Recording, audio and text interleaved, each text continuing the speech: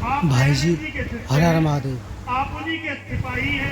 तो प्यारे दोस्तों, प्यारे मित्रों, आज हम आए गांव भलरे। घर से पहले टाउनशिप से आगे टोल प्लाजा से पहले मथुरा में है।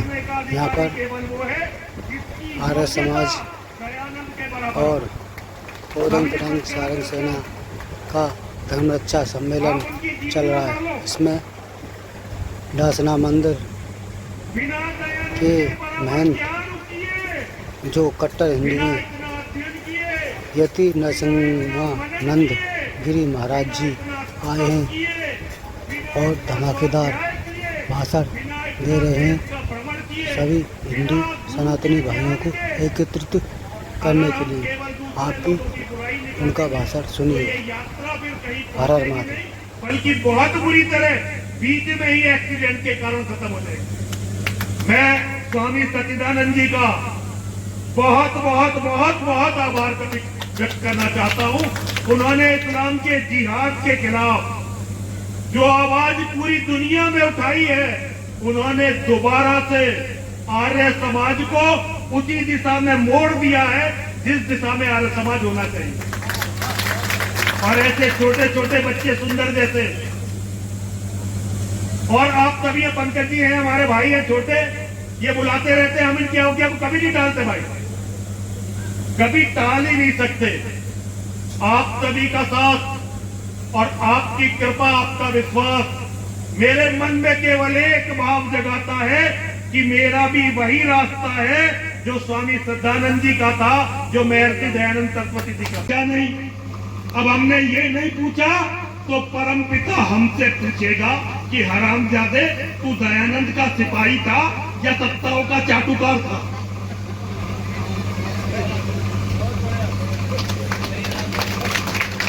अगर दयानंद सरस्वती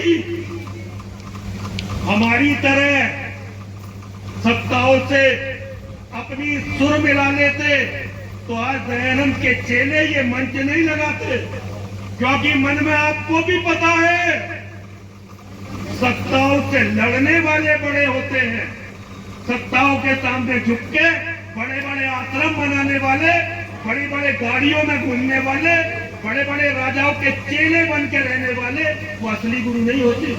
असली गुरु महर्षि दयानंद सरस्वती है। और मैं आपसे, हमारे बड़े बड़े लोग हैं, बड़े बड़े संत हैं, कुंभ का मेला हुआ, वहां कोई मुसलमान नहीं था, 5000 से ज्यादा हिंदू कुचल के मार दिए, एक सिपाही तक सस्पेंड नहीं हुआ। इतनी बड़ी गुलामी हमारे मन में है, हम सत्ताओं के खिलाफ बोल ही नहीं सकते। कल पुलिस ने, परसों हमारे क्षेत्र में नाहल गांव है, पुलिस वाले गए, पुलिस वालों पे पथराव हुआ, पुलिस वाले को मार दिया। और यही पुलिस वाले जब हिंदुओं के सामने आते हैं तो ऐसी हालत कर देते हैं, कुत्ते से भी बुरी। क्यों? क्योंकि उन्हें पता है हिंदुओं के लिए कोई नहीं बोली। मेरे बच्चों, मेरे शेरों, मेरी बेटियों, एक बहुत बड़े आर्य समाजी थे, महर्षि दयानंद सरस्वती के सिपाही। उन्होंने प्राण दिए फांसी के फंदे पर लटक कर हम सबकी आजादी के लिए, और उनका नाम था पंडित राम प्रसाद बिस्मिल। अब मेरे से बोला नहीं जाता, मेरे फेफड़े वेफड़े सब खत्म हो गए, बहुत हैवी स्टोराइड पे हूं, चिल्लाया बहुत जीवन में, अब बहुत जल्दी अपनी बात पूरी करूंगा। केवल पंडित बिरादरी से नहीं थे, जात से ठाकुर थे, लेकिन उनका ज्ञान था कि लोग उन्हें पंडित राजेंद्र प्रसाद बिस्मिल बोलते थे। राम प्रसाद, क्षमा चाहता हूं, राम प्रसाद बिस्मिल। उन्होंने एक कविता लिखी थी अपनी फांसी से पहले, नहीं सरपरों से तो बहुत पहले लिखी थी, फांसी से पहले एक कविता लिखी थी। उनकी कविता थी, यदि तुझे देश की चिंता है तो हिंदू जाति जगा बाबा, इस ऊंच नीच का भेदभाव इसके दिल से तो मिटा बाबा, बस दया अहिंसा के फंदे हो गए हिजड़े ये पक्के, कुछ जगह जोश मर्दों वाला, ऐसी कोई बात बता बाबा। और उस समय 22 करोड़ थे, बिस्मिल से बड़े दयानंद के शिष्य बहुत कम हुए, उनसे बड़े आर्य समाजी बहुत कम हुए। लेकिन बात करी हिंदू की, क्योंकि हिंदू और आर्य समाज को अलग नहीं किया जा सकता भाई। हमारे लाख मतभेद हैं, लेकिन मैं स्वामी सच्चिदानंद जी का बड़ा भाई हूं, ये अटल सत्य है। यदि तुझे देश की चिंता है तो हिंदू जाति जगा बाबा। इस ऊंच नीच का भेदभाव इसके दिल से तू मिटा बाबा। फंस गया हिंसा के फंदे, हो गए हिजड़े ये पक्के, कुछ जगह जोश मर्दों वाला, ऐसी कोई बात बता बाबा। और बिस्मिल ने लिखा था 22 करोड़ है दुनिया में, और मैं इसे अब ऐसे कहता हूं 100 करोड़ है दुनिया में। मर रहे मौत कुत्तों जैसी, इस जग में रहा नहीं इनका कोई माई बाप सगा बाबा। यदि तुझे देश की चिंता है तो हिंदू जाति जगा बाबा, हिंदू जाति जगा बाबा। एक छोटी सी बात और मेरी बात खत्म हो जाएगी। हम धर्म के लिए नहीं लड़े, हम भारत माता के लिए नहीं लड़े। कुछ लोग लड़े, शिवाजी लड़े, छत्रसाल लड़े, गुरु गोविंद सिंह जी महाराज लड़े, महाराणा प्रताप लड़े, राणा सांगा लड़े, लेकिन वो मुट्ठी भर थे। हम देश के लिए नहीं लड़े, हम राष्ट्र के लिए नहीं लड़े, हम धर्म के लिए नहीं लड़े। तो आज ये समझ लो, लड़ाई हमारे घरों तक आ गई है। अब केवल समय की बात है। योगी का शासन उत्तर प्रदेश से हटने दो। मुसलमान इंतजार कर रहे हैं कि जिस दिन योगी का शासन हटेगा उस दिन हिंदुओं को देखेंगे। ठीक है जी, योगी जी को जरा हटने दो उत्तर प्रदेश के मुख्यमंत्री के पद से। हम में से हर किसी के घर के सामने मुसलमानों की हजारों की भीड़ खड़ी होगी, और उस भीड़ का केवल एक लक्ष्य होगा, हमारा मर्दों का कत्ल करना, हमारी बहन बेटियों को सामूहिक बलात्कार करके या तो मंडियों में बेचना या अपनी रखेल बनाना। मेरी बेटियों क्षमा करना, मेरे शब्द बहुत गंदे हैं, लेकिन ये 100% सत्य है। और हमारी धन संपत्ति पर कब्जा करना, ये लक्ष्य होगा उस भीड़ का। और उस दिन तुम्हें बचाने के लिए कोई नेता नहीं होगा, कोई साधु नहीं होगा, कोई पुलिस नहीं होगी, कोई आर्मी नहीं होगी। केवल तुम होगे अपने घर में और बाहर भीड़ होगी। तब बचेगा कौन? बचेगा वो जिसका घर मजबूत होगा। घर में 10-20 लोग लड़ने वाले होंगे और घरों में हथियार होंगे, घरों में हथियार होंगे। और पड़ोसियों से तुम्हारे रिश्ते कैसे हैं, पड़ोसी तुम्हें बचाने के लिए कितना आएंगे, बस इससे अंतर पड़ेगा।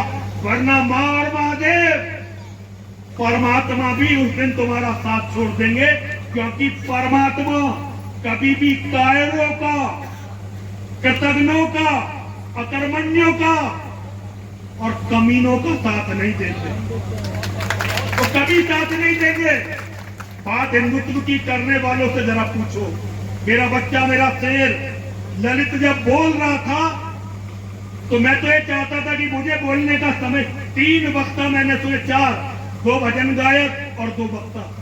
पंकज जी संचालन कर रहे थे, पंकज जी भी जबरदस्त है, लेकिन ये चारों के चारों मुझसे बहुत अच्छा बोलने वाले थे।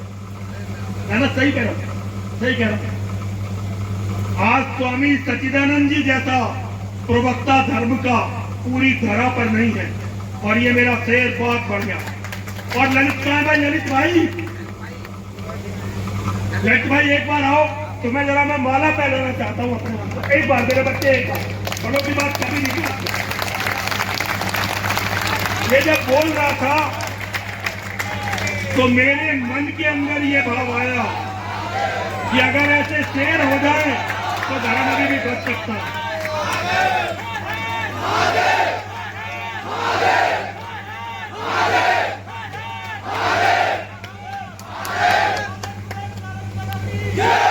इस तरह के शेर हो जाए तो हम अभी भी उनके इन इरादों को कुचल सकते हैं। और मैं स्वामी जी से, हमारे स्वामी सच्चिदानंद जी से हर सभा में एक बात कहने का अनुरोध करता हूं। हमारी डॉक्टर उदिता त्यागी जी है, इन्होंने एक अभियान चलाया था, बाद में पता नहीं किस काम में लग गई, अभियान छोड़ दिया। हर हिंदू के घर में लाइसेंस का हथियार होना चाहिए। हर हिंदू के घर में सरकार को अपनी लाइसेंस नीति को बदलना पड़ेगा। यहाँ कांग्रेस की सरकार थी, मेरे तो क्योंकि बाप दादा कांग्रेसी है, मैं तो ये अच्छी तरह से जानता हूं। कांग्रेस की सरकार थी, मेरे बाबा जी ने अगर कुत्ते को भी भेज दिया तो डीएम ने उसका लाइसेंस बना दिया। सही कह रहा हूं आपसे? मित्तल साहब बैठे, बीजेपी के नेता पक्के होंगे, ठीक है जी। फिर समाजवादी पार्टी की सरकार आई, यादवों के घरों में जाके देख लो, साइकिल भी होगी तो भी लाइसेंस होगा, ठीक है जी। मुसलमानों को खूब लाइसेंस मिले, लेकिन जो हिंदू उनके साथ जुड़े हुए थे कोई ऐसा नहीं होगा जिसे लाइसेंस ना मिला हो। फिर बहन मायावती जी की सरकार आई, मुसलमानों के खूब लाइसेंस बने, साथ में हमारे जो भाई हैं उनके साथ वाले, उनकी जाति के, उनके बहुत लाइसेंस, जिसने चाहा उसे लाइसेंस, ठीक है जी। फिर अखिलेश की सरकार आई, खुल के लाइसेंस बचे। अब सरकार है हमारे माननीय योगी आदित्यनाथ जी महाराज की। अब भैया मित्तल साहब से पूछ लो कितने लाइसेंस बने और कितने कैंसिल हुए। हिंदुओं के लाइसेंस नहीं बन रहे। बात करते हैं कि भाई हिंदू लड़ेगा, हम तो केवल पैसा बनाएंगे। जो रिश्वत 1 रुपए की थी 10 रुपए की हो गई। ये तो जो थाने और पुलिस में जाता हो हर आदमी जानता होगा। जो हिंदू संगठन लड़ने को खड़े होते थे सब खत्म हो गए। लाइसेंस हिंदू को मिल नहीं रहा। जनसंख्या नियंत्रण के लिए तुमने कोई काम नहीं किया, ठीक है जी। जितनी फैसिलिटी दी केवल मुसलमानों को दी। बात करते हो हिंदूवाद की, तुम्हें डूब के मरने को कहीं जगह है या नहीं है? पहले ये बताओ। हिंदूवाद कर रहे हो तो इन जिहादियों को कुचलो, हिंदू को ताकतवर बनाओ। मैं आर्य समाज के मंच से कहना चाहता हूं, स्वामी जी के चरणों में निवेदन करना चाहता हूं। हमारे वाले तो कहेंगे नहीं भाई, क्योंकि कुंभ में लाखों करोड़ रुपए का बजट बढ़ता है, तो उन्हें तो वो बजट चाहिए, लेकिन आर्य समाजियों को तो नहीं चाहिए ना। हर मंच से कहो कि तुम हमारे हो तो हमें मजबूत करो, हमें लाइसेंस दो, हमें शस्त्र प्रशिक्षण दो, और उनके जितने लाइसेंस है कैंसिल करो। ये नियम बना दो, जिसके घर में 2 बच्चे हैं उसको तो हर व्यक्ति को लाइसेंस दे दो, और जिसके साथ 2 से ज्यादा बच्चे हैं उसके पुराने लाइसेंस भी कैंसिल करो। अरे प्रैक्टिकल भी तो कुछ करके दिखाओ, कुछ प्रैक्टिकल भी तो करके दिखाओ हिंदुओं के लिए। या केवल जुबानें चला चला के केवल ये इंतजार कर रहे हो कि भाई समय आएगा झोला उठा के चल देंगे। अरे तुम तो झोला उठा लोगे, लेकिन जिन करोड़ों हिंदुओं ने तुम पे भरोसा किया है उनका क्या होगा? उन बहन बेटियों का क्या होगा जो तुम्हें अपना बाप अपना भाई मान के सबसे लड़के तुम्हें ठप्पा लगाती हैं? किसी एक जाति ने इन्हें प्रधानमंत्री मुख्यमंत्री नहीं बनाया, हर हिंदू इनके साथ था। मेरी बातें बहुत कड़वी हैं और मैं ज्यादा कड़वाहट बोलना नहीं चाहता, अपनी बात को विराम देता हूं। केवल आप लोगों से इतना बताना चाहता हूं, कुछ भी करके अपने परिवार को बचा लो, अपने परिवार को बचा लो, अपने परिवार को बचा लो, तो समझ लो तुमने सब कुछ कर दिया। और परिवार कब बचेगा? जब परिवार बड़ा होगा और परिवार मजबूत होगा। परिवार कभी पैसों से बड़े नहीं होते। परिवार होते हैं घर में आदमी कितने हैं, माताजी उन्हें तुमने कितने संस्कार दिए, उनमें आपस में कितना प्रेम है और वो लड़ने में कितने सक्षम हैं। अब एक कविता छोटी सी और मैं अपनी बात समाप्त करता हूं। हे मित्र सुनो अब साथ चले, अब संकटापन्न जीवन समान है बीच सिंधु में महायान, उस ओर शांति जिस ओर विजय, अब और नया क्या हो निश्चय, जय मिले बिना विश्राम नहीं, इस बार संधि का नाम नहीं। हे मित्र चले अब धनुष धरे, रण में चलकर कुछ काम करें, देखे है कौन प्रलय उतरा जिससे डगमग हो रही धरा, अपने धर्म को विजय दिलाएं हम, या स्वयं वीर गति पाए हम, करने को पिता अमर मुझको, है बुला रहा संघर्ष मुझको, है बुला रहा संघर्ष। और युद्ध बुरा ही होता है, इसमें कोई दोहराए नहीं, लेकिन लड़ना पड़ता है जब बचता कोई उपाय नहीं। सज्जन को कमजोर समझना हर रावण की आदत है, और बिना युद्ध के यहाँ किसी सीता की नहीं हिफाजत है। एक व्यक्ति की तानाशाही लाखों की मजबूरी है। अब सुनो, धर्म बचाने की खातिर अब लड़ना बहुत जरूरी है। अब लड़ना, मेरे शेर ने जो तुम्हें बताया, एक बार मेरे साथ भी बोलिए, बोलिए विजय मिले या वीर गति, वीर गति सब महादेव के नाम, जीते जी रण छोड़ के जाना, जीते जी रण छोड़ के जाना, वीरों का नहीं काम, वीरों का नहीं काम। बहुत बहुत धन्यवाद पूज्य स्वामी जी महाराज का।